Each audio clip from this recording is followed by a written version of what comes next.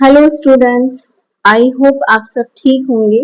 मैं शीला सैनी, आपकी drawing teacher, आज आपके लिए वापस से इस वीडियो में आगे वाला जो पार्ट है यानी आपका जो फर्स्ट चैप्टर है the manuscript painting tradition art के आगे वाले टॉपिक्स को लेकर आई हूँ। ठीक है, मुझे उम्मीद है कि आप लोगों को लास्ट वाला जो वीडियो है उस वाले वीडियो में आप लोगों का जो कंसेप्ट है यानी बेसिक जो कंसेप्ट है विष्णु धर्मोत्तर पुराण से रिलेटेड आपके जो बेसिक लाइंस होती हैं, ठीक है, प्रिंसिपल्स जो होते हैं, आपके चित्र के जो अंग होते हैं, वो सारे के सारे उस वाले वीडियो में क्लियर हो गए होंगे। अगर नहीं होते हैं तो आप मेरे फर्स्ट वाला जो पार्ट है इसमें आप जाके देख सकते हैं, और अगर आपके फिर भी क्लियर नहीं होता तो आप मुझे मैसेज करिए, मैं आप लोगों को और भी इजी मेथड में उसको एक्सप्लेन करने की कोशिश करूंगी। ठीक है, चलिए आज हम लोग टाइम वेस्ट ना करते हुए हमारा जो सेकंड वाला जो पार्ट है उसको हम लोग स्टार्ट करते हैं। Painting from the medieval period have earned a generic name. For example, miniature paintings in their relatively small size, their miniature paintings were handheld and observed from a closer distance due to their minutes. The walls of a patron's mansions were often decorated with the mural paintings, hence these miniatures were never indeed to be the put up on the walls. ठीक है, तो इस वाले जो paragraph है इसमें आप लोगों को क्या एक्सप्लेन किया जा रहा है, इसमें ये बताया जा रहा है कि मिडाइवल टाइम पीरियड यानी कि जो मध्य युग का जो समय हुआ करता था, एक टाइम मेरा हुआ करता था, उस टाइम पीरियड पे हम लोग देखते हैं कि जो मिनिएचर पेंटिंग्स जो हुआ करती थी वो सबसे ज्यादा किसमें थी, फॉर्म में हुआ करती थी। ठीक है, उस टाइम पीरियड पे सबसे ज्यादा जो देखी जाने वाली पेंटिंग्स हुआ करती थी वो मिनिएचर पेंटिंग्स हुआ करती थी। ठीक है, अब मिनिएचर पेंटिंग्स क्या हुआ करती है, जिसकी बहुत ज्यादा स्मॉल साइज हुआ करती है। देखिए इसके नाम से ही क्लियर हो रहा है, मिनिएचर मतलब मिनी साइज। ठीक है, मिनी साइज यानी बहुत स्मॉल स्मॉल साइज की माइन्यूट डिटेल्स के साथ में जो पेंटिंग्स बनाई जाती थी। माइन्यूट डिटेल्स मतलब बारीकी के साथ में जिसकी डिटेल यानी छोटी छोटी डिटेल्स के साथ में जो पेंटिंग्स बनाई जाती थी उसे क्या कहा जाता था, उसे मिनिएचर आर्ट कहा जाता था। ठीक है, अब ये जो मिनिएचर आर्ट हुआ करती थी ये इतनी स्मॉल साइज की हुआ करती थी कि लोग इसे क्या करा करते थे, इसको हाथ में उठाकर आराम से इजीली हाथ से देखना पड़ता था, इतनी छोटी साइज की इसकी पेंटिंग्स हुआ करती थी। ठीक है, अब उस टाइम पीरियड पे क्या हुआ करता था, जो मिनिएचर आर्ट हुआ करती थी उस मिनिएचर आर्ट को जैसे राजा होते हैं या फिर भी जो कोई रिच फैमिली या फिर ये मान लीजिए जो रिच कम्युनिटी वाले जो पीपल्स हुआ करते थे उनकी वॉल्स को डेकोरेट करने के लिए यूज में नहीं लिया जाता था। ठीक है, क्यों नहीं लिया जाता था, पहली चीज तो ये बहुत छोटी पेंटिंग्स हुआ करती थी, और दूसरी चीज वहां पे उस टाइम पीरियड पे क्या चला करती थी, म्यूरल आर्ट चला करती थी यानी भित्ति चित्र चला करते थे। ठीक है, तो उस टाइम पीरियड पे जो राजा महाराजा हुआ करते थे या रॉयल पैलेस में जो रहा करते थे, ठीक है, रिच फैमिली या रिच कम्युनिटी के जो लोग हुआ करते थे,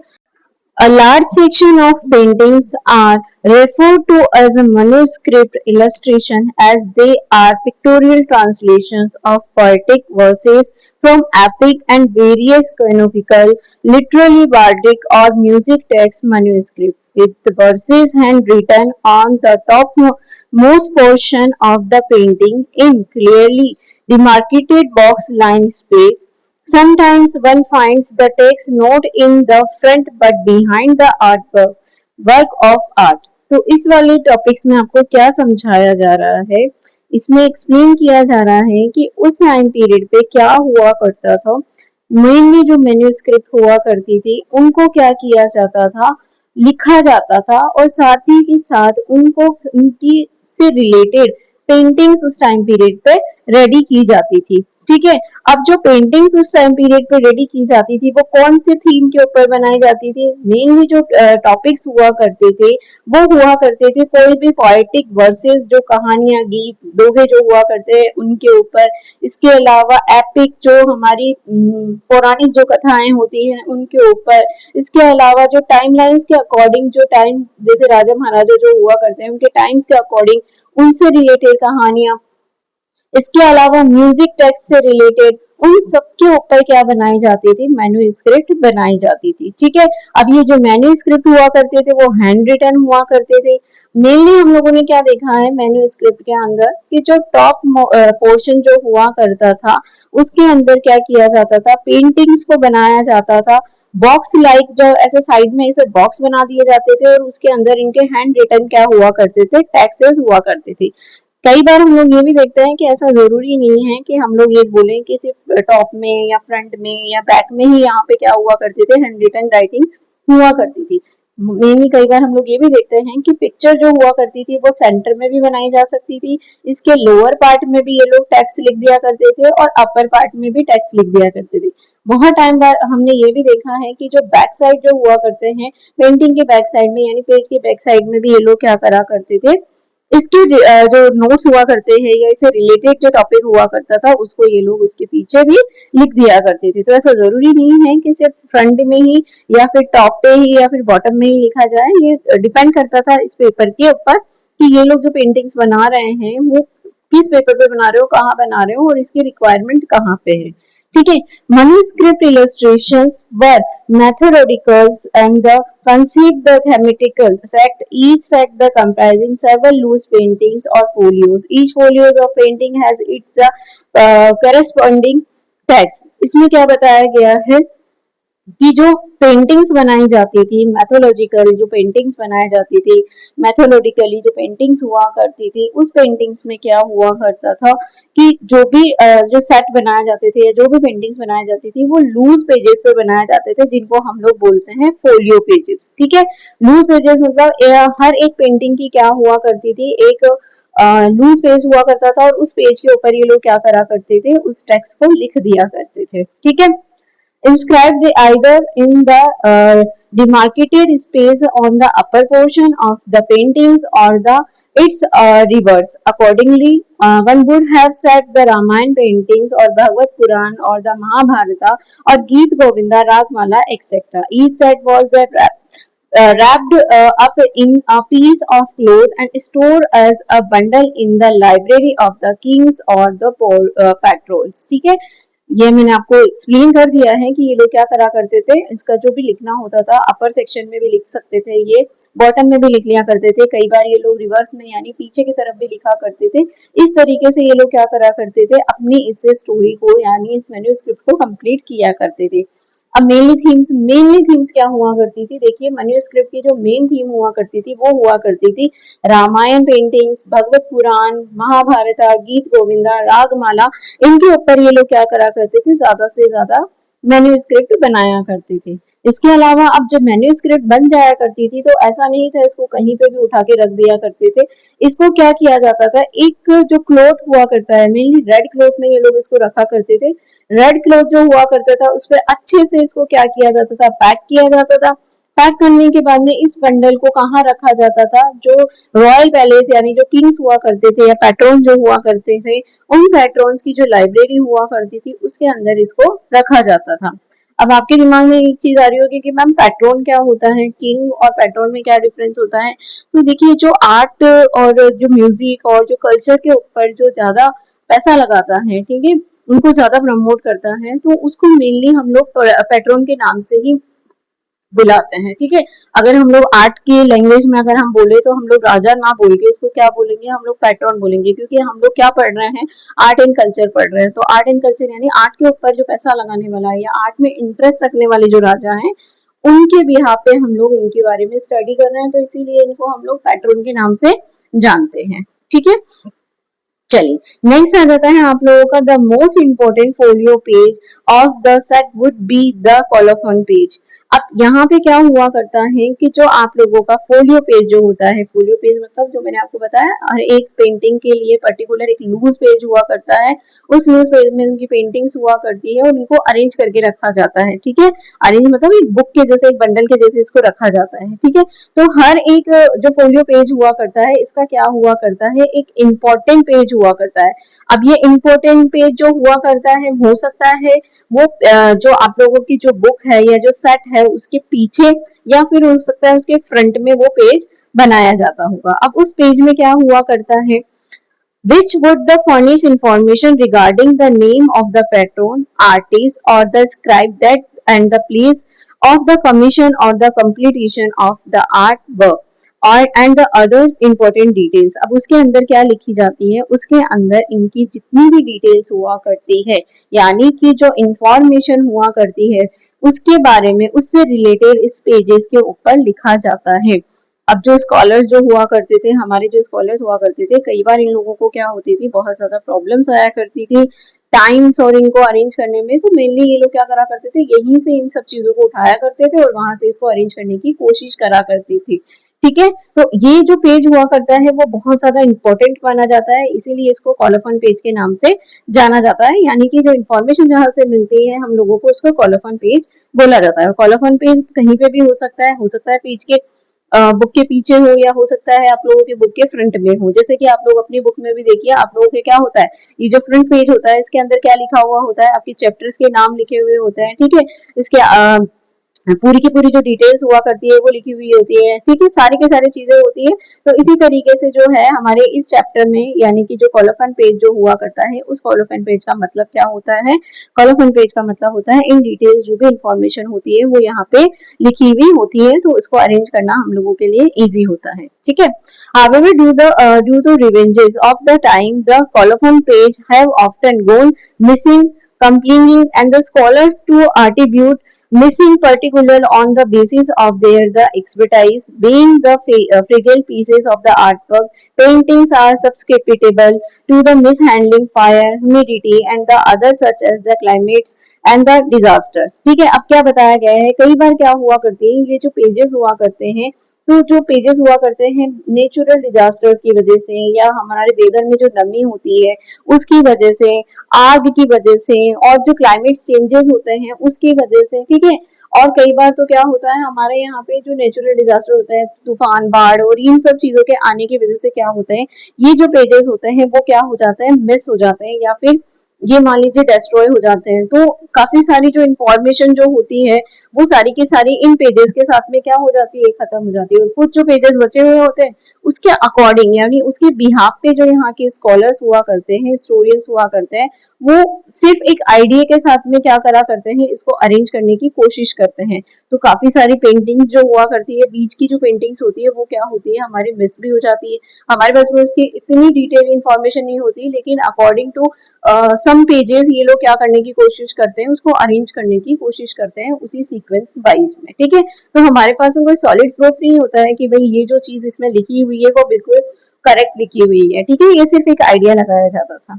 चलो, considered as a precious and a valuable artifacts, also being the portable, paintings were often gifted to the princes as a part of their the dowry when they got to married। कई बार क्या होता है, हम लोग ये भी देखते हैं कि ये जो बुक हुआ करती है, यानी कि जो मैन्यूस्क्रिप्ट जो हुआ करती है, इनको क्या किया जाता था, इनको जो यहाँ की प्रिंसेस हुआ करती है या रानी महारानियां जो हुआ करती है, इनको गिफ्ट करने के लिए भी यूज में लिया जाता था। ठीक है, गिफ्ट कैसे, जैसे सपोज किसी महारानी की यानी प्रिंसेस की शादी हो रही है, उस शादी में क्या किया जाता था, ये जो पेंटिंग्स मैन्यूस्क्रिप्ट जो हुआ करती थी उसको गिफ्ट किया जाता था। ठीक है, इसके अलावा यहाँ पे इनका यूज कहाँ हुआ करता था, they were also exchange as a gift between kings and the coteries at the act of the gratitude and the trade to the distance places. इसके अलावा इसका और यूज किया जाता था, जो किंग वगैरह जो हुआ करते थे, जो आपस में मिलने के लिए जाया करते थे कई बार, तो वो लोग आपस में इन गिफ्ट्स को क्या करा करते थे, एक्सचेंज किया करते थे।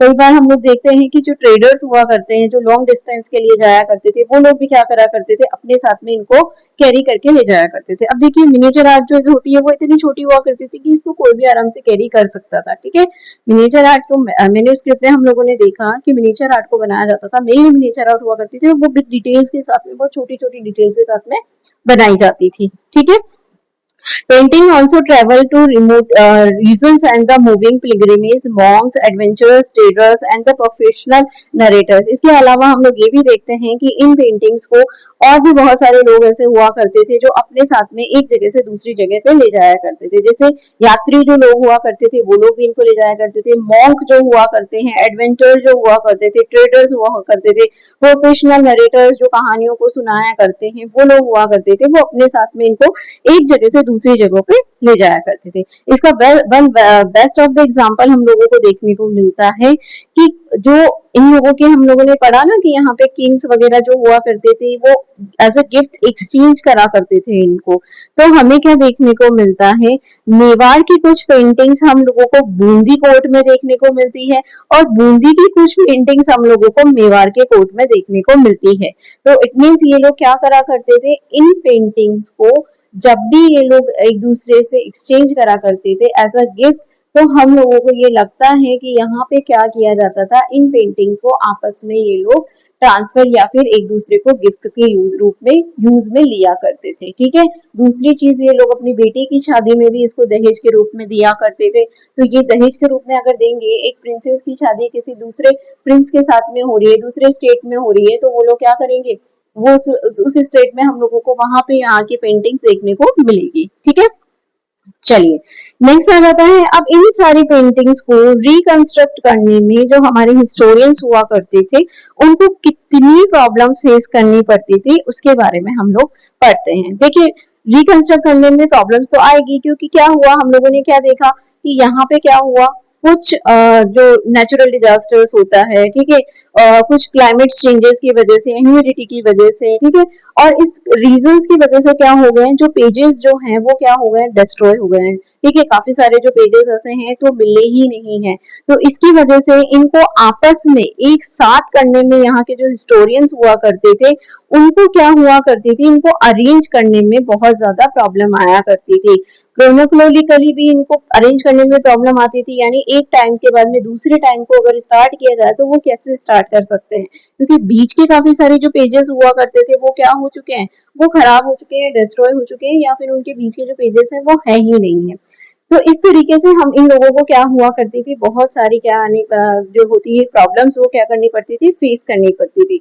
हम लोग ये भी देखते हैं कि ये जो पेंटिंग्स हुआ करती थी, अब इसके काफी सारे पार्ट जो हैं अलग अलग जगहों पे, अलग अलग म्यूजियम में कुछ कुछ पार्ट रखे हुए हैं। अब उनको वापस से रिकंस्ट्रक्ट करना, एक साथ जोड़ना, अब आप खुद सोचिए, एक जो पार्ट है इस मैन्युस्क्रिप्ट का वो तो है लंदन में, एक पार्ट है यूके या यूएसए में, और एक पार्ट है इंडिया में। तो इनको वापस से अरेंज करना, कंस्ट्रक्ट करना, रिकंस्ट्रक्ट करना, ये इन लोगों के लिए बहुत ज्यादा प्रॉब्लमेटिक हुआ करता था। तो इनको रिकंस्ट्रक्ट करने में बहुत सारी प्रॉब्लम्स जो हुआ करती थी वो फेस करनी पड़ती थी।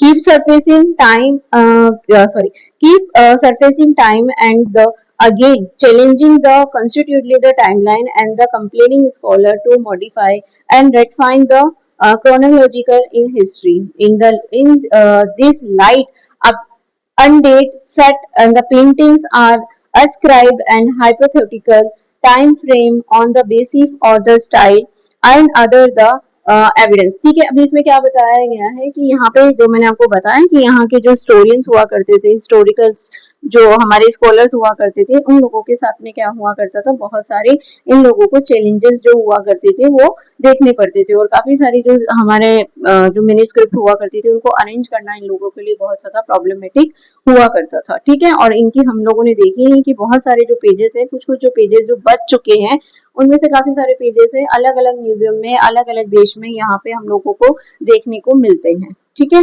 चलिए क्लियर।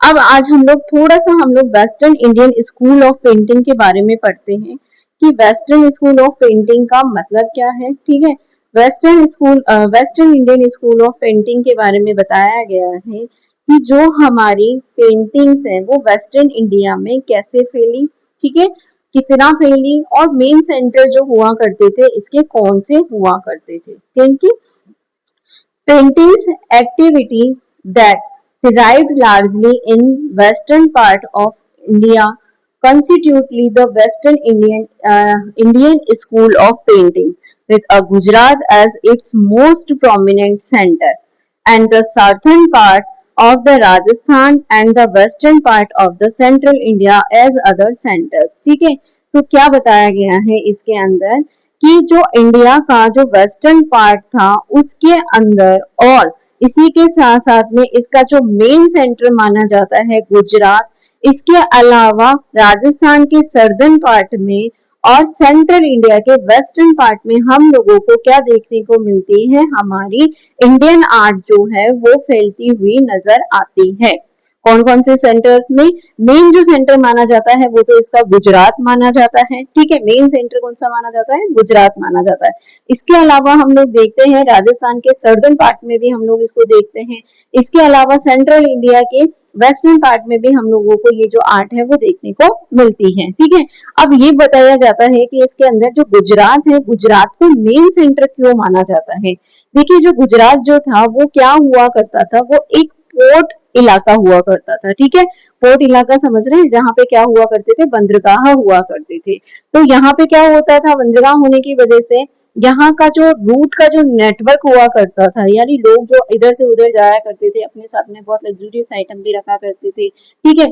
जो इसकी वजह से पोर्ट इलाका होने की वजह से जो गुजरात है वो क्या होने लग गया था, वो बहुत ज्यादा प्रॉस्परस होने लग जाता है, या ना वेल्दियस होने लग जाता है, ठीक है। अब वेल्दियस होने की वजह से यहाँ पे हम लोगों को क्या देखने को मिलता है, यहाँ पे बहुत सारे पैसे वाले यानी कि पावरफुल मर्चेंट्स, ट्रेडर्स, इसके अलावा हम लोगों को लोकल जो चीफ्टन्स हुआ करते हैं, वो पैट्रॉन्स, ये सब जो लोग हुआ करते थे, ये क्या होने लग गए थे, ये वेल्दियस होने लग गए थे। इनके पास में प्रॉस्पेरिटी बहुत ज्यादा होने लगी थी। तो प्रॉस्पेरिटी थी तो इनके पास में अच्छा पैसा था, तो अगर अच्छा पैसा है तो ये लोग क्या करने लग गए, ये लोग आर्ट के ऊपर पैसा लगाने लग गए, यानी कि जो आर्ट का जो काम किया करते थे, यानी कि जो आर्टिस्ट हुआ करते थे, उनको ये लोग क्या करने लग गए थे, उनके ऊपर बहुत अच्छा पैसा लगाने लग जाते हैं। तो इसी वजह से यहाँ के जो आर्टिस्ट थे वो क्या करने लग गए थे, बहुत ज्यादा आर्ट के अंदर अपना जो काम करा करते थे बहुत ज्यादा करना स्टार्ट कर दिया था, ठीक है। अब देखिए यहाँ पे क्या दिखाया जा रहा है कि यहाँ पे हम लोगों ने देखा कि बहुत सारे रिच एंड वेल्दियस पर्सन यहाँ पे रहा करते थे गुजरात में। गुजरात में वेल्दियस पर्सन्स में सबसे ज्यादा जो वेल्दियस कम्युनिटी हम लोगों को देखने को मिलती है, वो देखने को मिलती है जैन कम्युनिटी। कौन सी कम्युनिटी देखने को मिलती है हमें? जैन कम्युनिटी, ठीक है। तो जैन कम्युनिटी के जो लोग हुआ करते थे वो यहाँ पे ये माना जाता है कि सबसे ज्यादा वेल्दियस पर्सन्स माने जाते थे, ठीक है। पेट्रोन्स में से, या फिर ये मान लो कि यहाँ की जो कम्युनिटी हुआ करती थी, मर्चेंट जो हुआ करते थे, उनमें सबसे ज्यादा हम लोगों को कौन देखने को मिला है, यहाँ पे जैन कम्युनिटी हम लोगों को देखने को मिली है, ठीक है। Western Indian school that the depict Jain themes and the manuscript is known as the Jain school of painting. तो इसके बाद में क्या हो गया, अब जैन पीपल ज्यादा रहते थे यहाँ पे, तो जैन थीम्स के ऊपर पेंटिंग्स भी सबसे ज्यादा हम लोगों को देखने को मिलेगी। अब जैन थीम्स के ऊपर जब पेंटिंग सबसे ज्यादा हम लोगों को देखने को मिलने लगी, तो अब क्या होने लग गया, जो वेस्टर्न इंडियन हुआ करता था उसकी जगह पे अब इसको किस नाम से जाना जाने लगा, इसको हम लोग अब जैन स्कूल ऑफ पेंटिंग के नाम से जानने लग जाते हैं। क्लियर? इतना क्लियर है आप लोगों के कि अब क्या होने लग गया, जो western Indian school of painting है वो किसके नाम से जाने जाने लगी, वो जैन स्कूल ऑफ पेंटिंग के नाम से जानने लगी। और क्यों जानने लगी, क्योंकि अब यहाँ पे जो हमने देखा ना, ये पोर्ट इलाका हुआ करता था गुजरात का, और पोर्ट इलाका होने की वजह से यहाँ पे वेल्दियस पीपल ज्यादा थे। अब वेल्दियस पीपल्स में, मर्चेंट्स में, बिजनेसमैन में, पैट्रॉन्स में सबसे ज्यादा जो रहने वाले जो लोग थे, सबसे ज्यादा जो कम्युनिटी वाले लोग थे, वो कौन थे? जैनिज्म थे। जैनिज्म होने की वजह से यहाँ पे जैनिज्म की थीम के ऊपर सबसे ज्यादा पेंटिंग्स बनने लग गई।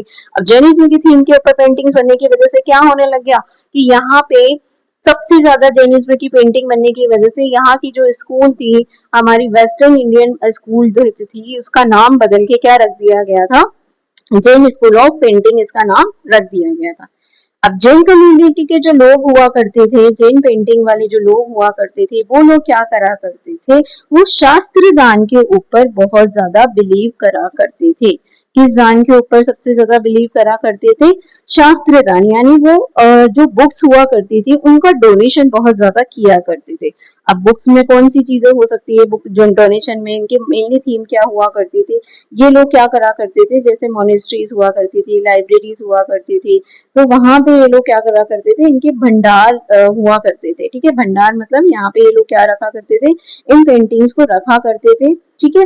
अब ये जो शास्त्र दान हुआ करते थे, एक जगह से दूसरी जगह के लोग जब इन लोगों से मिलने जाया करते थे या कुछ भी इन लोगों के कुछ भी रिचुअल्स जो हुआ करते थे, उन रिचुअल्स के अंदर ये लोग क्या करा करते थे, शास्त्रों को दान किया करते थे। तो इसी वजह से जो यहाँ की जो पेंटिंग्स है वो वाइड स्प्रेड होने लगी थी, यानी धीरे धीरे और भी ज्यादा लोगों के पास में ये फैलना चालू हो जाती है। अब जैन मैन्युस्क्रिप्ट को क्या किया जाता था, इनको बहुत अच्छे से संभाल कर रखा जाता था। कहाँ पे संभाल के रखा जाता था, इनकी जो लाइब्रेरीज हुआ करती थी, मोनिस्ट्री जो सेंटर्स हुआ करते थे, यानी कि जो इनके मठ हुआ करते थे, ठीक है, मॉन्क सेंटर जो हुआ करते थे, उनमें इनको क्या किया जाता था, इनको संभाल कर रखा जाता था। और इसको क्या बोला जाता था, मोनेस्ट्री लाइब्रेरीज को क्या बोला जाता था, भंडार गृह, ठीक है, भंडार में इनको क्या करा जाता था, रखा जाता था। ठीक है, चलिए, आई होप आप लोगों को ये टॉपिक्स जो हैं, जो मैंने समझाए हैं, वो आप लोगों के क्लियर होंगे।